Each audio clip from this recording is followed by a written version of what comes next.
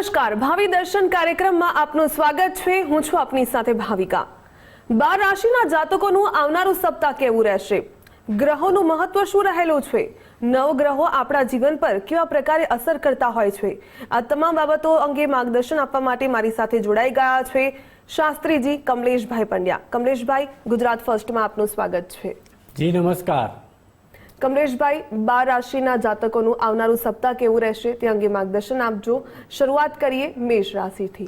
જરૂરથી આ 21 તારીખથી લઈને 27 તારીખ, રવિવારથી લઈને શનિવાર અને દરેકે દરેક મેષ રાશિથી લઈને મીન રાશિના દરેક જાતકોની વાત કરીશું। સૌ પ્રથમ વાત કરી લઈએ આપણે મેષ રાશિના જાતકોનું કેવું રહેશે સપ્તાહ। મેષ રાશિ એટલે કે જેમના અક્ષરો અ, લ અને ઈ અક્ષર પરથી આવતા હોય। મેષ રાશિના જાતકોનું સપ્તાહની જે શરૂઆત છે એ આશા અને આત્મવિશ્વાસ સાથે થવા જઈ રહી છે। નવા વિચારો, માર્ગદર્શન અને મહત્ત્વના નિર્ણયો અને ડિસિઝનો તમે લેવા જઈ રહ્યા છો, જે તમને સફળતા પણ અપાવશે। જેમ જેમ દિવસો આગળ વધશે, કાર્યક્ષેત્રમાં તમારી જવાબદારીઓ વધશે અને એનું તમને રિકોગ્નાઇઝેશન પણ મળશે। તમારી પ્રશંસા થશે, માન સન્માનમાં વધારો થશે। પરંતુ અઠવાડિયાના અંતે આકસ્મિક ખર્ચાઓમાં વધારો થાય, કોઈ નાની મોટી ચિંતાઓમાં વધારો થાય અને કંઈક એકાંતની લાગણી પણ અનુભવાય। શાસ્ત્રીજી, હવે વાત કરીએ વૃષભ રાશિના જાતકોનું આવનારું સપ્તાહ કેવું રહેશે? વૃષભ રાશિના જાતકો એટલે કે જેમના અક્ષરો બ, વ અને ઉ અક્ષર ઉપરથી જેમના નામ હોય, અઠવાડિયાની શરૂઆત જે છે એ આંતરિક બદલાવથી થવા જઈ રહી છે। નવા પરિવર્તનો આવી રહ્યા છે, ભાગ્યમાં વધારો થવા જઈ રહ્યો છે। કોઈ પણ મેટર હોય, કોઈ બાબત હોય, કોઈ કામ અટકાયેલું હોય તો નસીબના સહારે આ કામ તમારું થઈ જવા જઈ રહ્યું છે। કાર્યક્ષેત્રમાં તમારી મહેનત જે છે એ રંગ લાવશે અને અઠવાડિયાના અંતે તમારી લાભ, કોઈ કામ હોય એમાં લાભ મળવો, પ્રશંસા થવી, ઇન્કમમાં વધારો થવો અને કોઈ મિત્ર વર્તુળ તરફથી પણ તમને મદદ મળી શકે છે એવા યોગ બને છે। હવે વાત કરીએ મિથુન રાશિના જાતકોનું આવનારું સપ્તાહ કેવું શાસ્ત્રીજી? મિથુન રાશિના જાતકો એટલે કે જેમનું નામ ક, છ અને ઘ અક્ષર ઉપરથી હોય, મિથુન રાશિના જાતકોનું આ સપ્તાહ જે છે એમાં સંબંધોમાં ક્યાંક ને ક્યાંક સંવેદનશીલતા વધવા જઈ રહી છે। એટલે ક્યાંક ને ક્યાંક તમારા વાણી દ્વારા કોઈને ખોટું લાગે એવું ન થાય તેની ખાસ ધ્યાન રાખવાની જરૂર છે। થોડા દિવસો તમારું મન જે છે અસ્થિર રહેશે, વિચારો બદલાશે, ડિસિઝન્સ બદલાશે, પરંતુ આગળ જઈને તમારા ભાગ્યમાં વૃદ્ધિ થવા જઈ રહી છે। કોઈ નવી જગ્યાએની કોઈ મંદિર હોય કે કોઈ નવું તીર્થ સ્થળ હોય ત્યાં તમારી મુલાકાતનો સમય આવી રહ્યો છે અને તેનાથી તમારું ભાગ્ય પણ પ્રબળ બનવા જઈ રહ્યું છે। અભ્યાસ અથવા નવા અવસરોના પણ સંકેત જોવા મળી રહ્યા છે। શાસ્ત્રીજી, હવે કર્ક રાશિના જાતકો વિશે વાત કરીએ। તેમનું આવનારું સપ્તાહ કેવું? કર્ક રાશિના જાતકો એટલે કે જેમના અક્ષર ડ અને હ ઉપરથી જેમનું નામ હોય, આ અઠવાડિયાએ તમારું કામ અને એક કોમ્પિટિશન જે છે એમાં તમને સફળતા મળવા જઈ રહી છે। કોઈ વ્યક્તિઓ કોમ્પિટિશન એક્ઝામ્સમાં હોય, કાં તો કોઈ એવા તમારી વિરુદ્ધની કોઈ પરિસ્થિતિ હોય, કોઈ હેલ્થ મેટર ઘણા સમયથી તમને તકલીફ આપતી હોય તો એમાં સુધારો થવા જઈ રહ્યો છે। મધ્યમાં અચાનક વિચારો અને માનસિક ઉથલપાથલ દેખાશે, પરંતુ અઠવાડિયાના અંતે ભાગ્યનો સહારો મળશે અને રસ્તો તમારો સરળ બની જવાનો છે। શાસ્ત્રીજી, દર્શક મિત્રોના પણ સવાલ હોય છે, તેમને પણ લઈ લઈએ। સુરતથી ગરિમા પૂછી રહ્યા છે, એમની જન્મ તારીખ છે 19/11/1985, સમય 9:30 સાંજનો। મેરેજ લાઈફમાં તકલીફ ચાલી રહી છે, ક્યારે ઠીક થશે? ગરિમાબેનની જે કુંડળી છે એ કુંડળી અનુસાર જો વાત કરીએ તો અત્યારે હાલનો આ સમય છે એમાં તમારા લગ્ન જીવનમાં તો સમસ્યા દેખાઈ જ રહી છે અને આ લગ્ન જીવનની સમસ્યા તમારી ફેબ્રુઆરી 2025 એટલે કે હવે આ ફેબ્રુઆરીમાં 1 વર્ષ થઈ જશે। સતત 1 વર્ષથી તમારી આ સમસ્યા ચાલતી આવેલી છે, પરંતુ આવનારો જે સમય છે ગરિમાબેન, એ જોતાં એવું લાગે છે કે આવનારા નેક્સ્ટ 1.5 થી 2 વર્ષની અંદર તમારી આ સમસ્યામાં હજુ પણ વધારો થવા જઈ રહ્યો છે। શનિની મહાદશા ચાલી રહી છે અને શુક્રની અંતરદશા શરૂ થવા જઈ રહી છે। આ મહાદશા અંતરદશામાં તમે ઇન્કમથી માંડી, આવકથી માંડી કે બીજી કોઈ વસ્તુઓ જેમ કે શુક્ર રિલેટેડ શાંતિ અને એ બધી સમૃદ્ધિ હોય એના રિલેટેડ કામકાજ ચાલશે, પરંતુ તમારી મેરિટલ લાઈફ જે છે એમાં તકલીફ ચોક્કસથી જોવા મળી રહી છે। તમારે ખાસ ઉપાય કરવાના છે। તમે ગુરુવારના ઉપાય કરી શકો છો। તમારા 7મા સ્થાનનો માલિક ગુરુ 8મા સ્થાનમાં નીચનો છે અને એ જ ગુરુ ઉપર શનિની ત્રીજી દ્રષ્ટિ હોવાથી શનિની મહાદશા પણ ચાલુ છે, તો તમારી જે પરિસ્થિતિ જે છે લગ્નની એ હજુ વધારે ન તકલીફ આપે અને વધારે આગળ ન વધે એ માટેથી તમારે ગુરુવારના ઉપવાસ કરવા જોઈએ, ગુરુનો રત્ન ધારણ કરવો જોઈએ અને ગુરુ રિલેટેડ બીજા જેટલા કંઈ પણ ઉપાય હોય જેમ કે મંત્ર જાપ તો ગુરુવે નમઃ ની 108 માળા કરી શકો છો તમે. સાથે સાથે પીળા કલરના વસ્ત્રનું દાન કરી શકો છો. એટલે ઘણા બધા ઉપાયો છે, બધા ઉપાયો કરશો તો તમને રાહત ચોક્કસથી મળશે. શાસ્ત્રીજી, હવે સપ્તાહનો વર્તારો મેળવી લઈએ. સિંહ રાશિના જાતકોનું આવનારું સપ્તાહ કેવું રહેશે? સિંહ રાશિના જાતકો એટલે કે જેમનું નામ મ અને ટ અક્ષરો ઉપરથી આવતું હોય, અઠવાડિયાની શરૂઆત જે છે એ આનંદ, પ્રેમ અને હળવાશથી શરૂ થવા જઈ રહી છે. તમે તમારા કોઈ પ્રેમી વ્યક્તિ સાથે પણ સમય પસાર કરી શકો છો, એમની સાથે ફરવા પણ જઈ શકો છો. પરંતુ ધીમે ધીમે તમારી જવાબદારીઓ અને કામનો ભાર જે છે એ વધવા જઈ રહ્યો છે. સપ્તાહના મધ્યમાં કામ વધશે, સંબંધોમાં નજીકપણું આવશે. ખરાબ સંબંધો જો કોઈની જોડે હોય, કોઈની જોડે મનમુટાવ થયેલો હોય તો એ સંબંધોમાં સુધાર પણ થશે. એવા પ્રસંગો બની રહ્યા છે. પરંતુ સપ્તાહનો અંત જે છે તેમાં ખર્ચ વધી શકે છે, નાની મોટી કોઈ ચિંતા સતાઈ શકે છે. બિલકુલ શાસ્ત્રીજી, હવે કન્યા રાશિના જાતકોનું આવનારું સપ્તાહ કેવું તે જણાવશો. કન્યા રાશિના જાતકો એટલે કે જેમનું નામ પ, ઠ અને અણ અક્ષર ઉપરથી આવતું હોય, કન્યા રાશિના જાતકોનું આ સપ્તાહ જે છે એ ઘર અને પરિવારનું સંપૂર્ણ સુખ મળવા જઈ રહ્યું છે. તમે ઘર અને પરિવાર સાથે ખૂબ સારી પળો માણી શકો છો, સમય સારો પસાર કરશો.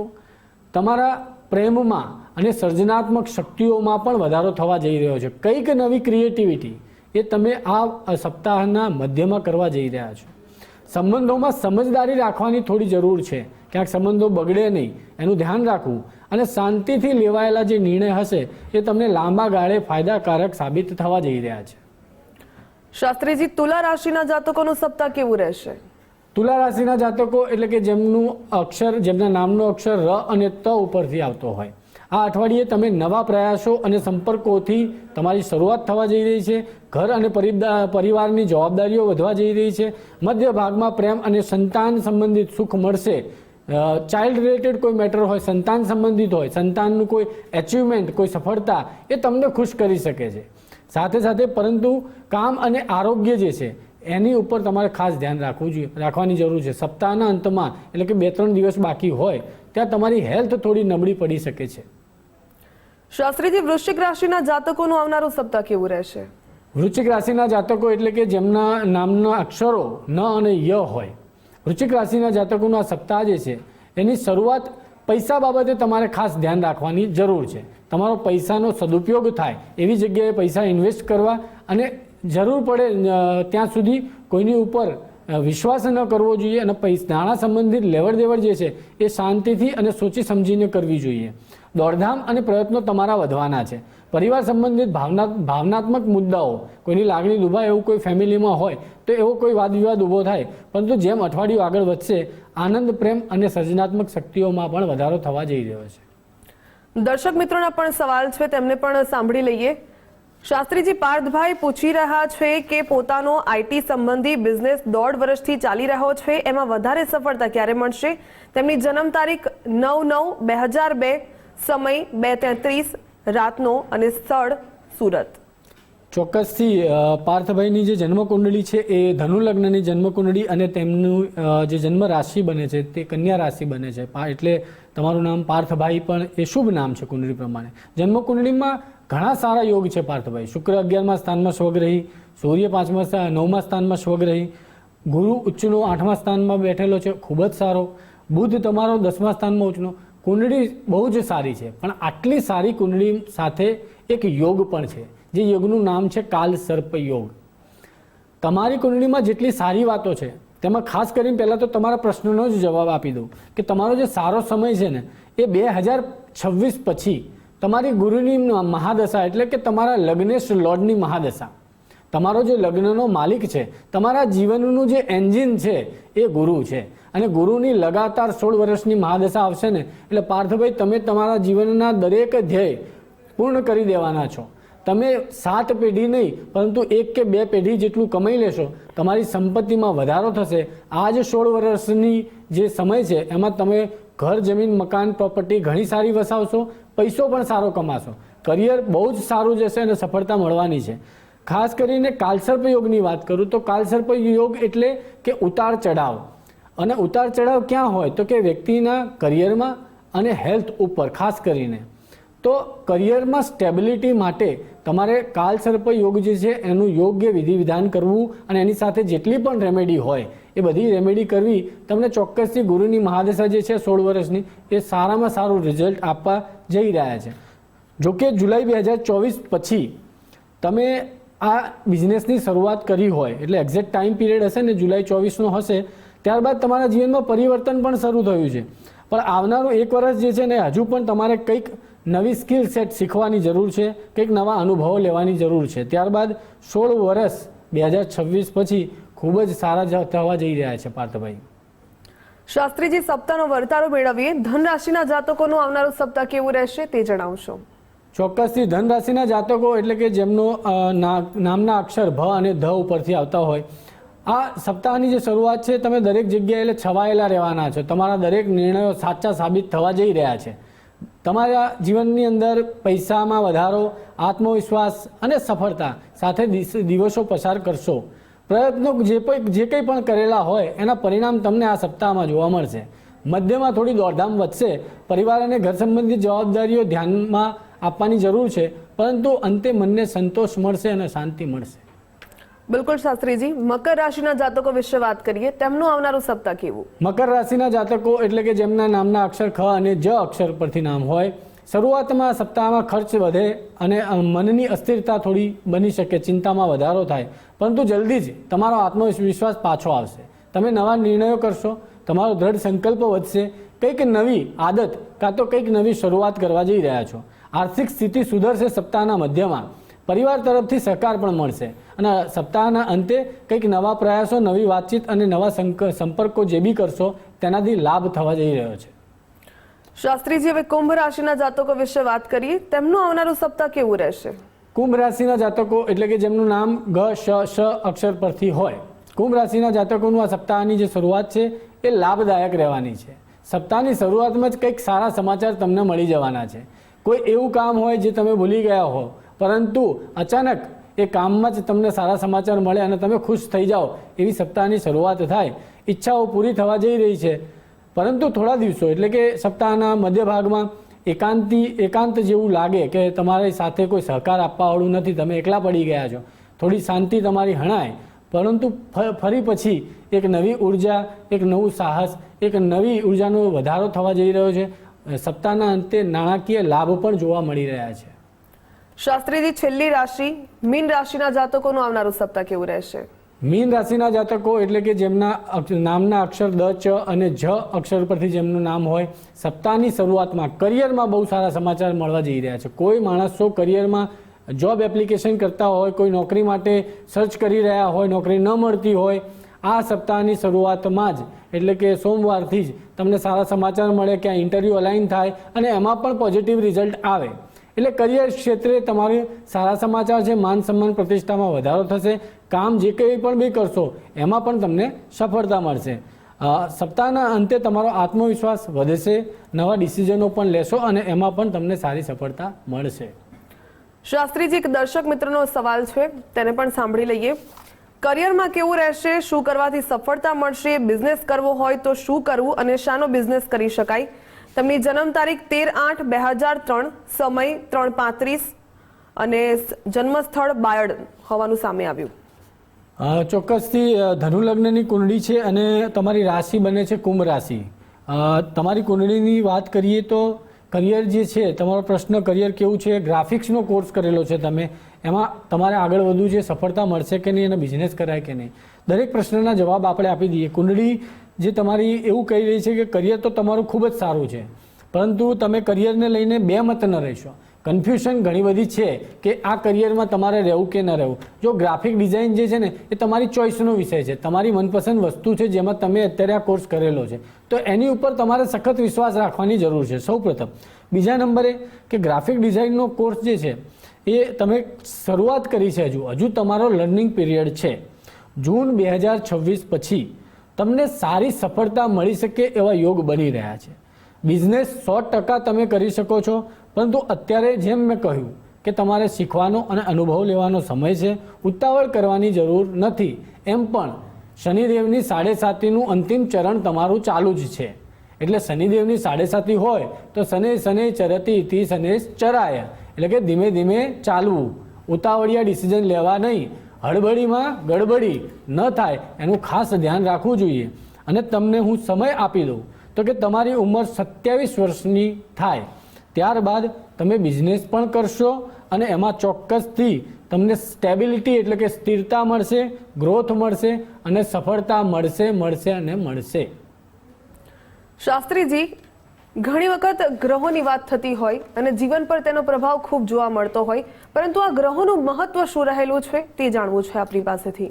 ખૂબ સરસ પ્રશ્ન કરેલ છે અને દરેક લોકોને એ જાણવાનો એક રસ હોય કે જ્યારે ગ્રહોની વાત હોય એટલે આપણે ગ્રહોને કેવી રીતે ઓળખવા, ગ્રહોના પ્રભાવ શું, ગ્રહોનું મહત્વ શું અને એ ગ્રહોને આપણે કેમ કરીને આપણી ડેઇલી રૂટીન લાઈફમાં સારું પરિણામ મળે એ માટે આપણે કામ કરી શકીએ, શું આદતો કરી શકીએ. તો ખાસ કરીને વાત કરીએ આપણે પહેલા ગ્રહથી, તો કે સૂર્ય ગ્રહથી વાત કરીએ તો સૂર્યને કેવી રીતે સમજવો, તો કે સૂર્યને તો સૌપ્રથમ ઉર્જાથી સમજવો કે આપણા શરીરમાં ઉર્જા હોય તો સૂર્ય સારો, આપણું કોન્ફિડન્સ સારું હોય એટલે કે કોન્ફિડન્સથી માણસ કોઈ વ્યક્તિ વાત કરતું હોય ને એટલે એનો સૂર્ય સારો જ હોય, આત્મવિશ્વાસ હોય, ડિસિઝન પાવર હોય. કોઈ માણસ 4 માણસોને કામ આપતા હોય કે તમે આ કામ કરો, તમે આ કામ કરો, ઓથોરિટી કહેવાય જેને, તો સૂર્ય સારો. નેમ ફેમ પાવર પોઝિશન, કોઈ સારી પદવી ઉપર બેઠેલો હોય, નીચે બહુ લોકો કામ કરતા હોય, સૂર્ય સારો. સૂર્ય ઉર્જા છે. પિતાનું જેને સુખ મળેલું હોય, મતલબ ઉંમર ઘણી થઈ હોય, 60-65 વર્ષ પોતાની ઉંમર હોય અને પિતા પણ હયાત હોય, સાથે સાથે ભલે ઉંમર નાની હોય પણ પિતા સાથે સંબંધો જબરદસ્ત હોય, પિતાનો સહકાર જોરદાર હોય, ફૂલ સપોર્ટ હોય, બેકગ્રાઉન્ડ સારું હોય, કોઈ તકલીફમાં હોય તો પણ વાંધો ના આવે ને નીકળી જાય પિતાના સપોર્ટથી, અને પિતા પુત્રના સંબંધો પણ સારા હોય તો સૂર્ય 100% સારો હોય છે. હવે જે લોકોને આ વસ્તુઓમાંથી જો સારું રિઝલ્ટ નથી મળતું હતું તો માનીને ચાલો આપણી જન્મકુંડળીમાં ક્યાંક સૂર્ય વીક છે, ખરાબ છે, કાં તો એનું રિઝલ્ટ નથી મળી રહ્યું, તો આપણે શું કરી શકીએ. સૂર્ય સારો હોય કે ખરાબ, વ્યક્તિએ જીવનમાં અમુક આદતો એવી રાખવી જેના કારણે આપણા જીવનમાં સૂર્ય પણ બેલેન્સ બને છે અને એક સારું રિઝલ્ટ આપે છે. સૂર્ય માટે આપણે જ્યારે કોઈને માન આપીએ છીએ, આ દુનિયા છે ને માન આપે ને ત્યાં માન મળે છે, માન આપવાથી વધે છે. તો માન આપીએ ને એટલે આપણો સૂર્ય જે ગ્રહ છે ને એ પણ સારો થઈ જાય છે. અહંકારનો, ઈગોનો, એટીટ્યુડનો ત્યાગ કરવો જોઈએ. કોઈ માણસ અહંકાર કરે ને તો પણ એનો સૂર્ય ખરાબ થાય છે. પિતાનું અપમાન કરવાથી પણ સૂર્ય ખરાબ થાય છે. ઉર્જાનો દુરુપયોગ કરવાથી સૂર્ય ખરાબ થાય છે. મોડા ઉઠવાથી ડેઇલી રૂટીન આપણું મોડા ઉઠતા હોઈએ તો આપણો સૂર્ય 100% ખરાબ થાય છે. રોજે રોજ વ્યક્તિએ સવારના પોરે સૂર્ય ઉદય સમયે એક પહેલું કિરણ નીકળે અને વ્યક્તિએ એને નિહાળવું જોઈએ. એક પણ દિવસ એવો ન જવો જોઈએ કે આપણે સૂર્ય ઉદય ન જોયો હોય, તો સૂર્ય આપણા જીવનમાં પણ બેલેન્સ રહેશે. કુંડળીમાં ખરાબ હશે તો પણ સારું રિઝલ્ટ આપશે. શાસ્ત્રીજી, આ તો વાત થઈ સૂર્ય ગ્રહની. ચંદ્રની પણ અસર ઘણી જોવા મળતી હોય છે લોકોના જીવન પર. ચંદ્રગ્રહ વિશે વાત કરીએ, તેની અસરો કેવી લોકોના જીવન પર? ચંદ્રગ્રહ એટલે કે આની પહેલાના પણ એપિસોડમાં આપણે ઘણી વાત કરેલી હતી, ખૂબ જ વાત કરી છે ચંદ્ર વિશે. ચંદ્ર તો મનનો કારક છે, હાઈએસ્ટ ડોમેન છે, સૌથી વધારે પૃથ્વીથી નિકટનો ગ્રહ છે. ચંદ્રના સિગ્નિફિકન્સ એટલે કે એનું મહત્વ શું અને કઈ કઈ વસ્તુઓથી આપણે ઓળખી શકીએ કે આ ચંદ્રની વસ્તુઓ છે. તો ચંદ્ર કહેતા પાણી, એટલે કે જ્યાં જ્યાં પાણીના પ્રવાહ હોય, આપણે પાણી સાથે જઈએ ને અને જોડે બેસીએ ને, જેમ કે દરિયાકાંઠો, કાં તો કોઈ એક લેક હોય, કાં તો રિસોર્ટ હોય, તો આપણે ત્યાં બેસીએ ને એટલે આપણું મન એકદમ ખુશ થઈ જાય છે. કારણ શું? કેમ કે પાણી એ ચંદ્રમાં છે, ઠંડકનો કારક છે, અને ત્યાં બેસીએ ને એટલે આપણું મન જે છે ને, મનના વિચારો એ બદલાઈ જાય છે. એટલે જ્યાં પાણી હોય એ ચંદ્રનું કારક, જ્યાં અન્ન હોય, ખાવાની વસ્તુઓ હોય એ ચંદ્રનું કારક. માતા કે પોતાની માતા, તો જે વ્યક્તિના જીવનમાં માતા સુખ સારું હોય, માતાનો સપોર્ટ સારો હોય તો માનીને ચાલુ ચંદ્ર સારો છે. જે વ્યક્તિ ધ્યાનમાં મન પરોવતું હોય, ધ્યાન કરતું હોય, મેડિટેશન કરતું હોય તો એનો ચંદ્ર પહેલાંથી જ સારો હોય છે. સાથે સાથે ચંદ્ર રિલેટેડ ઘણી બધી વસ્તુઓ, મનનો કારક તો છે જ કે એટલે માણસનું મન ઘડીએ પડીએ જો બદલાઈ જતું હોય ને તો માનીને ચાલવું કે ચંદ્ર ખરાબ છે. તો જીવનમાં એવી કઈ આદતો સારી રાખવી જેના કારણે ચંદ્ર આપણો બેલેન્સ રહે ડેલી લાઈફમાં અને એનું ફળ પણ આપણને સારું મળે. તો ધ્યાન કરવું, અન્નનો અનાયાસ ન કરવો, દુરુપયોગ ન કરવો, જેટલું ભોજન થાળીમાં હોય એને સંપૂર્ણ ગ્રહણ કરી લેવું અને એ થાળી આપણી જાતે ધોઈ નાખવી. ચંદ્ર ખૂબ સારું રિઝલ્ટ આપે છે. પણ અત્યારની જીવન જુઓ લોકોના, મોટા ભાગના લોકો અન્નનો દુરુપયોગ કરતા હોય છે તો ચંદ્ર ઓટોમેટિકલી ખરાબ થાય. અચ્છા, પ્લાસ્ટિકની બોટલ્સ આપણી ડેલી રૂટીન લાઈફમાં આપણી આજુબાજુમાં જેટલી બી વસ્તુ હોય, મોટા ભાગના લોકો અત્યારે પ્લાસ્ટિકની બોટલમાં પાણી પીતા હોય છે. પ્લાસ્ટિક રાહુ છે અને ચંદ્ર મન છે. જ્યારે રાહુની વસ્તુમાં પીધેલું પાણી આપણા શરીરની અંદર જાય છે ત્યારે આપણું મન તકલીફમાં મુકાઈ જ જાય છે. આજના વ્યક્તિઓ દુનિયાની કોઈ પણ વસ્તુઓથી તકલીફમાં છે કે નહીં, પરંતુ પોતાના મનથી જરૂરથી પીડાય છે. 99% લોકોનું મન પીડિત હોય છે આજકાલના જમાનામાં, એટલે કંઈક ને કંઈક ચિંતાઓમાં એમની વધારો થતો હોય છે. તો ચંદ્રને આપણે આવી રીતે સમજી શકીએ અને એને એવી રીતે બેલેન્સ પણ રાખી શકીએ છીએ. શાસ્ત્રીજી, વાત કરીએ મંગળ ગ્રહ વિશે. મંગળની જ્યારે પણ કુંડલીમાં હોય ત્યારે એવું સમજવામાં આવે કે મંગળની દ્રષ્ટિ પડતી હોય તો જીવનમાં ક્યાંક ને ક્યાંક કેટલાક પરિબળો દૂર જતા હોય, ક્યાંક ને ક્યાંક તેની અસરને કારણે લોકોના લગ્ન જીવનમાં પણ કંઈક અસરો જોવા મળે, કોઈકના લગ્ન પણ મોડા થતા હોય. તમે શું કહી રહ્યા છો કે મંગળ ગ્રહ તેનું જે પ્રભાવ લોકોના જીવન પર કેવું, અને જ્યારે મંગળ સારો કરવો હોય ત્યારે શું ઉપાયો કરી શકાય? ખૂબ સરસ પ્રશ્ન છે અને આજકાલના દરેક લોકોને આ પ્રશ્ન સતાવતો હોય છે. એમને ચિંતાના વિષય હોય છે કે મંગળ એટલે કે કોઈ કહેતા હોય તો માંગલિક હોય છે, માંગલિક હોવાથી લોકો લગ્નની સમસ્યાઓ પણ બતાવતા હોય છે. મંગળનું કામ ખાલી લગ્નની સમસ્યાઓ કરવાનું નથી હોતું, પરંતુ એની પાછળ એક સાયન્સ છે. મંગળ ગ્રહને આપણે કેવી રીતે સમજીએ તો કે જ્યાં જ્યાં પેશન એટલે કે ઉર્જાઓ, વધારે ઉર્જાઓ વાપરવાની હોય, જ્યાં તાકાત વાપરવાની હોય, જેમ કે WWE, જ્યાં લડાઈ થતી હોય, લડાઈની પ્રેક્ટિસ થતી હોય, જ્યાં કસરત થતી હોય, એટલે કે ઠેર ઠેર આપણી આજુબાજુમાં જીમ જ્યાં હોય છે ત્યાં પોતે કસરત કરતા હોય છે. આપણી બોડીના મસલ્સ, આપણી બોડીમાં જે મસલ્સ હોય છે એ માર્સ રિપ્રેઝેન્ટ કરે છે. આપણી બોડીમાં રહેલું લોહી, મંગલો ભૂમિપુત્રશ્ચ ઋણહર્તા ધનપ્રદ સ્થિરાસનો મહાકાય સર્વકાર્યો વરોધક, લોહી તો લોહિતાક્ષાત છે. લોહીનો કારક આપણા બોડીમાં પસાર થતું જે રક્ત જે છે ને એ રક્ત બનવાનું કારણ જ મંગળ છે. કોઈ પણની કુંડળીમાં જો મંગળ ખરાબ હોય, નીચનો હોય, 6, 8, 12માં હોય, કાં તો કોઈ એવા ગ્રહ સાથે બેઠેલ હોય તો એમની બોડીની અંદર એનું જે હિમોગ્લોબિન હોય ને એ હિમોગ્લોબિન નોર્મલ કરતાં નીચેનું લેવલ જ દેખાશે, કારણ કે લોહીનો કારક છે. પરંતુ માંગલિક વસ્તુ અલગ છે. મંગળની અત્યારે પહેલાં આપણે સમજીએ છીએ કે કઈ કઈ વસ્તુઓ, તો પેશનની જે વાત આવતી હોય. અચ્છા, જ્યાં ડિસિપ્લિનની વાત આવતી હોય, કોઈ માણસ બહુ જ ડિસિપ્લિન હોય, ટાઈમનો પાક્કો હોય, કમિટમેન્ટનો પાક્કો હોય, તેનું મંગળ સારો જ હોય. અને જે માણસ ડિસિપ્લિનમાં નથી હોતો તો એના મંગળ અને શનિ બંને ખરાબ હોય છે.